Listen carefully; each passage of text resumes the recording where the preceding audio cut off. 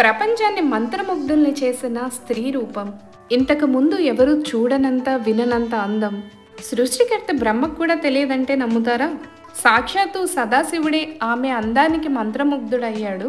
పాల సముద్రం చిలికే సమయంలో ఈ అద్భుతమైన స్త్రీ రూపం అయితే ఉద్భవించడం జరిగింది. నారాయణుడు ఈ మోహిని అవతారాన్ని తీసుకోవడం జరిగింది. ఆమె అపురూప సౌందర్యానికి మంత్రముగ్ధుడైన సదాశివుడు ఆమె వెంట పడినప్పుడు ఆమె పొడవాటి నల్లటి కురుల నుంచి ఒక పువ్వు జారి ఈ ప్రదేశంలో పడింది. అందువల్లనే ఈ గ్రామాన్ని ర్యాలీ అని పిలుస్తారు. ఈ ఆలయంలో చూడవలసిన అద్భుతం ఏంటి అంటే శ్రీ మహావిష్ణువు యొక్క విగ్రహం ముందు భాగం అంతా కేశవ స్వామిగాను, వెనక భాగం అంతా కూడా మోహిని అవతారంలోనూ ఉంటుంది. శ్రీ మహావిష్ణువు జగన్మోహిని అవతారంలో ఉన్నప్పుడు ఇక్కడ స్వయంభూగా వెలియడం జరిగింది.